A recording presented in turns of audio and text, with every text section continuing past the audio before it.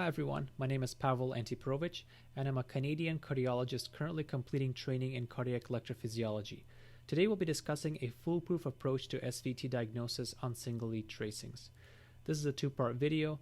In part 1, we'll be discussing an approach to formulating the differential diagnosis and discussing the mechanisms of arrhythmia. In part 2, we'll apply the learned concepts to a series of tracings. Ever since I was a medical student, I found that interpreting SVTs to be one of the most frustrating concepts in ECG interpretation. It wasn't until I became an EP fellow that I was taught a very straightforward and logical approach, which made ECG interpretation quite fun. To master this, I had to unlearn my previous techniques, which were based on published algorithms and pattern recognition. In this video, I'm going to introduce you to this approach.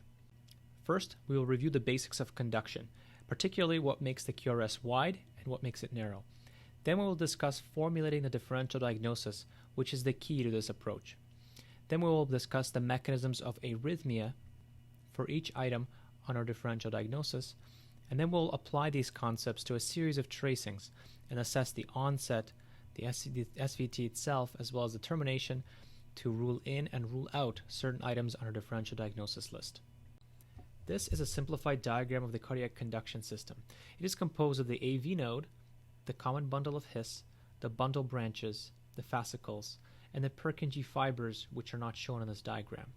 The word supraventricular refers to an arrhythmia where the key mechanism is above the bundle of His. These arrhythmias use the His-Purkinje conduction system to activate both ventricles quickly, which creates a QRS that in most cases resembles the baseline QRS. If the baseline QRS is narrow, it will often be a narrow complex tachycardia, barring any rate-related bundle branch blocks. Now, it's important to note the AV node serves as a gateway into the ventricles, and a large portion of the population has more than one pathway within the AV node. One pathway generally has a relatively slower conduction compared to the other, and the faster pathway has a longer refractory period, meaning that it takes longer to recover than the slow pathway. In individuals with more than one pathway within the AV node, what we call dual AV nodal physiology, conduction during sinus rhythm generally takes place down the fast pathway.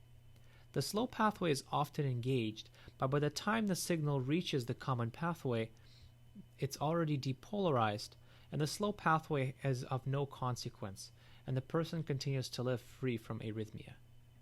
In a subset of patients with dual AV node physiology, the conduction properties of the pathways are such that an arrhythmia can occur. Consider a PAC that activates the atrium prematurely. The signal is first blocked in the fast pathway, which has a longer refractory period than the slow pathway and takes longer to recover, yet the signal can enter the slow pathway and proceed its way to the common pathway. By the time it reaches the common pathway, the fast pathway has now recovered, and it can come back up the now recovered fast pathway and re-enter the slow pathway again to reactivate that tissue. This forms a macro re-entry circuit that's entirely contained within the compact AV node. This is called typical AV NRT. This diagram illustrates the three basic requirements of a macro re-entry circuit. There has to be slow conduction, a unidirectional block, and recovery of the tissue, allowing it to be re-excited. When assessing a tracing for an SVT, it's important to formulate a differential diagnosis list. The differential diagnosis for SVT can be quite long. EP physicians generally group them into four main categories which have distinct properties. Let's go through each of them and discuss them in more detail, starting first with atrial tachycardia. An atrial tachycardia is an SVT where the mechanism is located entirely within the atrium. Examples of this include sinus tachycardia, which originates in the crista terminalis in the superior right atrium. Atrial flutter, which is a macro re-entry circuit that involves the cavotricuspid isthmus, which is the space between the tricuspid annulus and the IVC. Focal atrial tachycardia, which is illustrated in this diagram, and sinoatrial re-entry tachycardia, which is a form of sinus tachycardia. Next, we will discuss AV node re-entry tachycardia.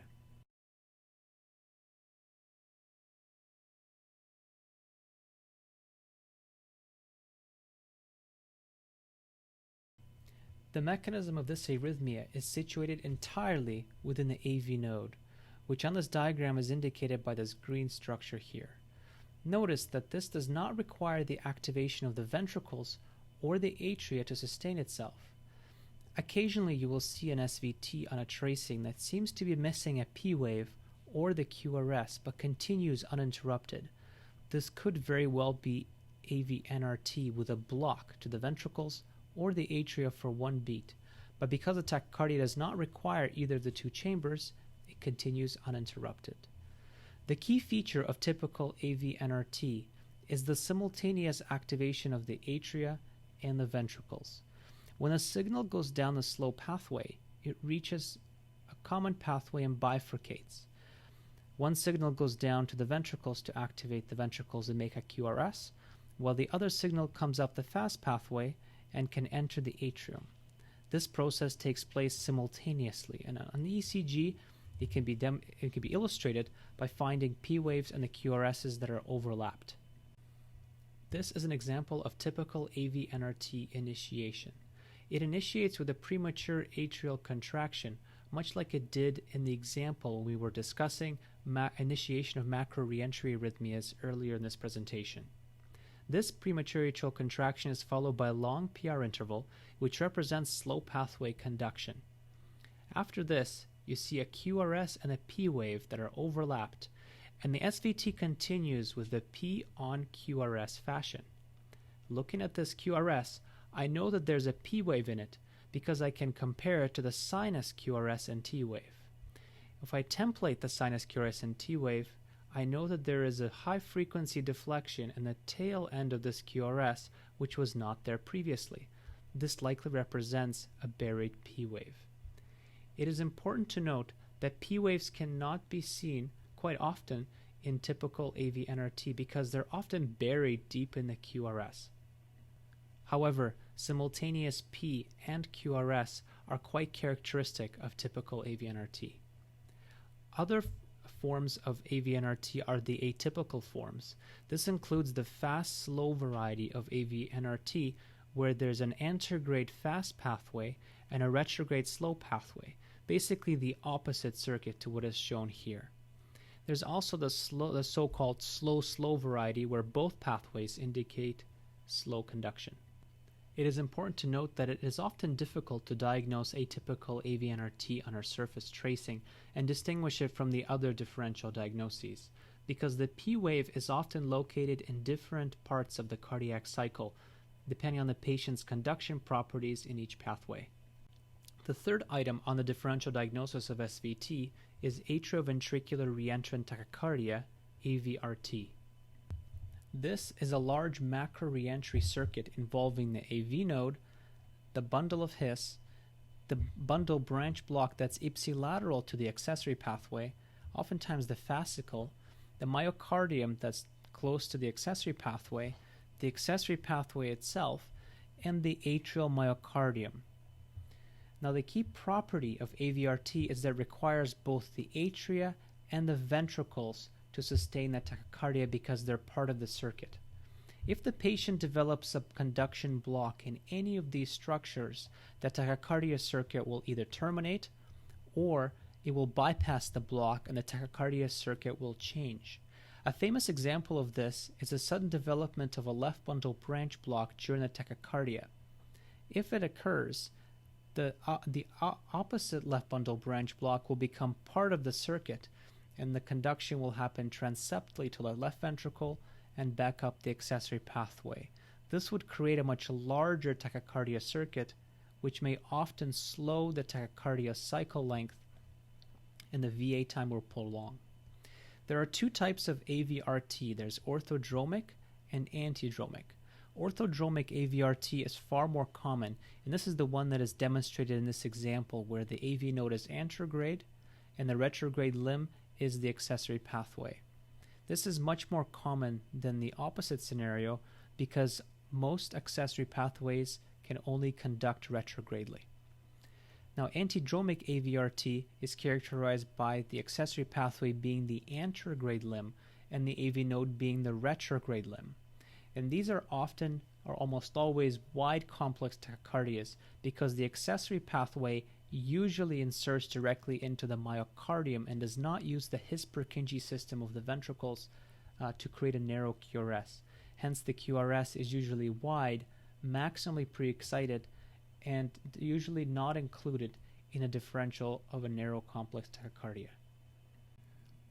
It is important to note that there are multiple types of accessory pathways, and some insert directly into different parts of the conduction system. And discussing these pathways are outside the scope of this talk.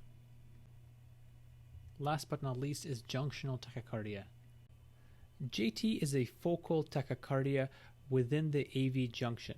It does not require the atrium or the ventricles for its mechanism. Depending on where the JT origin is, determines the relationship of the QRS and the P waves. For example, if the JT is close to the exit of the AV node into the atrium, the P wave may precede the QRS, and if the JT is electrically farther from the atrium and closer to the bundle of His, or if there's an area of slow conduction between JT and an atrial exit, then the retrograde P wave may end up after the QRS. To summarize, in this video we briefly reviewed the cardiac conduction system, developed an approach to formulating a differential diagnosis, and discussed the mechanisms of arrhythmia. In part 2, we'll apply these concepts to a series of tracings and become familiar with a number of features that will narrow the differential diagnosis.